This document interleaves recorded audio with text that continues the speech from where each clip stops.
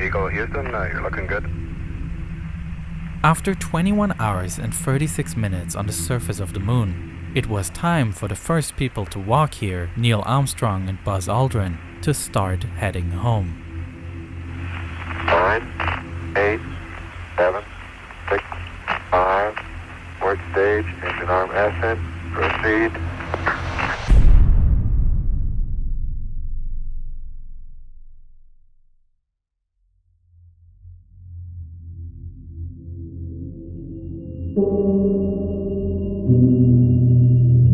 In this video, we will look at what the astronauts left behind on what is one of the most significant historical sites that no one has visited since.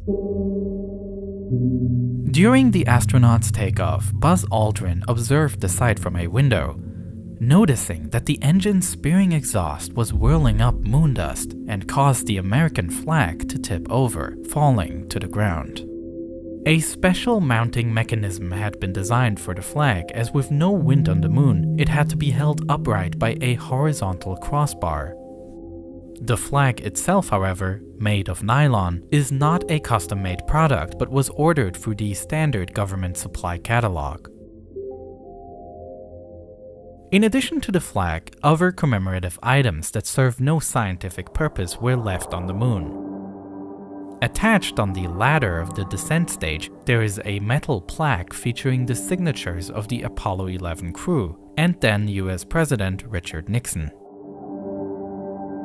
The astronauts also placed a number of small objects with symbolic meaning on the surface. These items were stored in a shoulder pocket on Buzz Aldrin's spacesuit, and he almost forgot to leave them on the moon, and was reminded to do so by Armstrong while he was already on the ladder to re-enter the lunar module.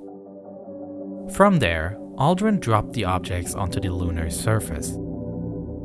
Part of it was an Apollo 1 mission patch to honor the astronauts that had died in a tragic accident 2.5 years prior.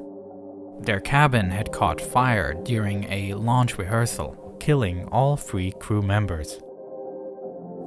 The astronauts also left 2 commemorative medals to honor the Soviet cosmonauts Yuri Gagarin and Vladimir Komarov, 2 space pioneers that died in different tragic accidents. Even amidst the Cold War, the aim was to express mutual respect for those who risked their lives for the exploration of space. Another object that was placed to express the spirit of international cooperation is a small silicon disc. It contains goodwill messages from the leaders of 73 countries around the world. In addition, it features the names of Congress members responsible for NASA legislation, as well as names of NASA senior staff. The astronauts also left a gold olive branch as a symbol of global peace. Besides these purely symbolic objects, we can find instruments that were used for experiments, such as this seismometer that can measure ground vibrations. The device, powered by solar panels, records data on the strength, duration, and approximate direction of seismic events and transmits this data to Earth. Unfortunately, just 3 weeks after the moon landing, the device stopped sending data back, presumably because it overheated in the midday sun. The temperature fluctuations between day and night are much more extreme than on Earth. This is because the sun's heat is not absorbed by an atmosphere, which could distribute it and retain it during the night. If we look around further, we find another experiment, the Lunar Laser Retroreflector. It acts as a special kind of mirror reflecting incoming light in exactly the same direction from which the beam originates. This means scientists on Earth can direct a laser beam towards this device, which will reflect the light back to Earth. Since the speed of light is known, this instrument can be used to measure the exact distance between the Earth and the Moon, and it is the mission's only experiment that still works to this day. Other experiments that the astronauts carried out can only be recognized by the traces they left behind. the astronauts took rock samples and drilled into the ground, measuring the resistance. They also hung up a special sheet for the duration of their stay in order to measure the solar wind outside of Earth's magnetosphere. Because the astronauts had to bring this sail back to Earth, only the pole remains on the moon. Close to the lander, we find an area that is cluttered with objects. This is the trash we left behind.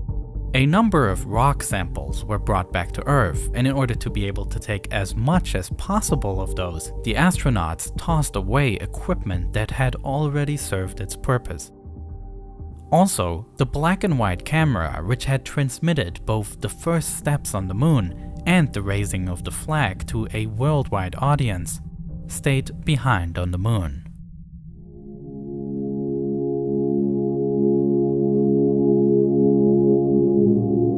In addition to commemorative items, scientific experiments, and tossed away equipment, the astronauts left one other thing behind: their footprints, which are often used as a metaphor for the achievement that this journey represents.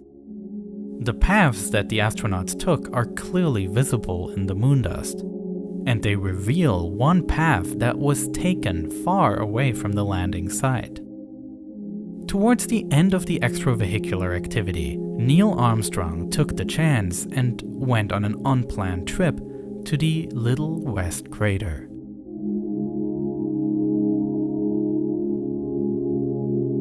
After the astronauts left, the site's condition is expected to only change slow. Not so much in periods of weeks or months, but decades, centuries, and even greater intervals. And so today, more than 53 years after Apollo 11 left, it can be assumed that solar radiation has visually changed the site.